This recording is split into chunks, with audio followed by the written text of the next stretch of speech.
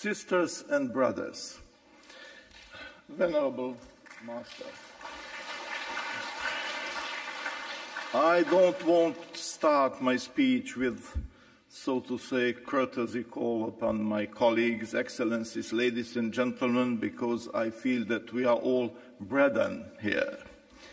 As it has been said several times, the sincerity and the respectfulness being the precondition to any road towards comprehension and finally universal love, I'll try to be very sincere and to at least give some of my opinions, some reflections about what I heard and what I read in these valuable books about the governing principles of ancient China.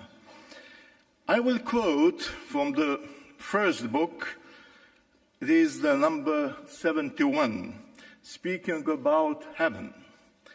Heaven, in its motions, preserves great harmony and union, enabling all creation to be peaceful and beneficial, and perpetually correct and firm. Heaven creates all things on the earth, and made every place under its serene and tranquil. Respected leaders in the myriad states follow the virtuous attributes of heaven, so they shall run their respective states in stable peace. We heard today about the Khan of heaven as the universally recognized leader. Well, my question is to myself, because I don't have the response. What is meant here by heaven? Is this the physical heaven or the metaphysical heaven, or it is a symbolic heaven? And then, listening to the Venerable Master and his speech about the interfaith education as a road toward harmony, I was just thinking and meditating about that, what we really need. Because I must say sincerely, I believe in interfaith education, but I don't think that the models of interfaith education that have been applied until now have been sufficient to solve the problem of hatred and of overkillings in the world. Hopefully, the new model created now at the university, the chair that has been created recently, would perhaps show us the way and guide us towards something which is above, au-delà, the interfaith education. Although the interfaith education is needed as the interfaith dialogue is. You know, the problem for me is the bitter experience we have with a lot of crimes and wars and devastations that were committed allegedly in the name of religion.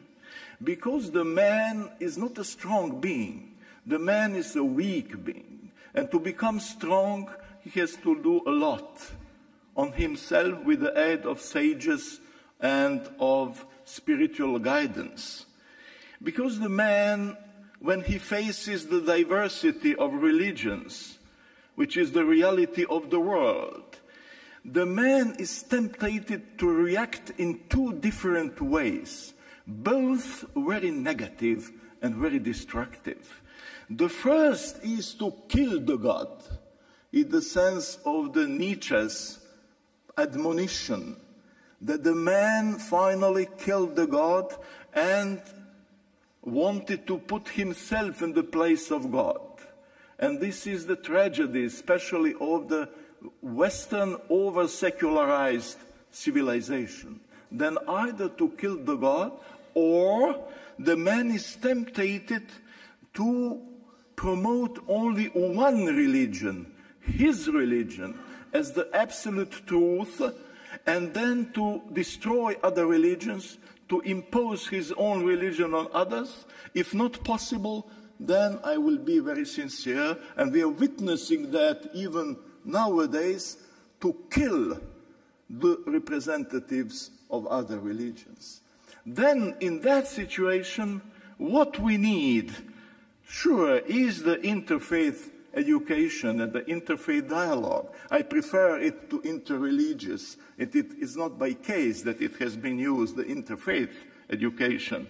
But perhaps linguistically not correct. I would propose always, with the interfaith education, the overfaith education. The overfaith education. We have to go beyond.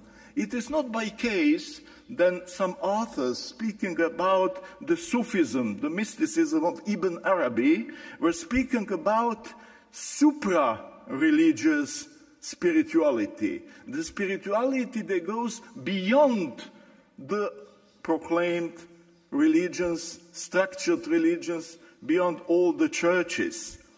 Now, as I am a linguist and philologist, and I am inspired by the text of the Venerable Master, I'll try to borrow a concept and the term from linguistics, because we know that we speak different languages. But there is the language, the capability of speaking. And Noam Chomsky, the famous linguist of the structural orientation, named that the deep structure of language. So we have in ourselves the deep structure of love, but we have to discover it, because it's perhaps too silent, even sleeping in us. So, as in linguistics, there are so-called linguistics universals, that elements which are universal to all the languages in principle. I think that we need something that could be called spiritual universalities, because they exist. The famous historian and theoretician of religions, Mircea Eliade, was speaking about the hierophanies, different hierophanies. It means that these religious universals are coming to the people and are observed and understood as different types of the vision of the holiness of the sacred. Then we come to the love. And I think that really the love, symbolically speaking, is that spiritual universal. But we have to gain towards it through interfaith education, but something more than this. And I will at the end say that we must be very realistic when we face the world, as my predecessor, the Ambassador Samira, told. We have been very realistic, but we must be at the same time inspired and very poetical in that, because only the beauty will save the world. And in the principle of Greek, kalo kagathia, you have that the man should be nice and good. And the Italian poet Dante, is his Divina Commedia, said about the love, l'amor che muove alte stelle. It is the love that moves high stars. Then in this sense, through the interfaith education, but overcoming the interfaith education, we go towards harmony, which is far away from us nowadays. Thank you very much indeed.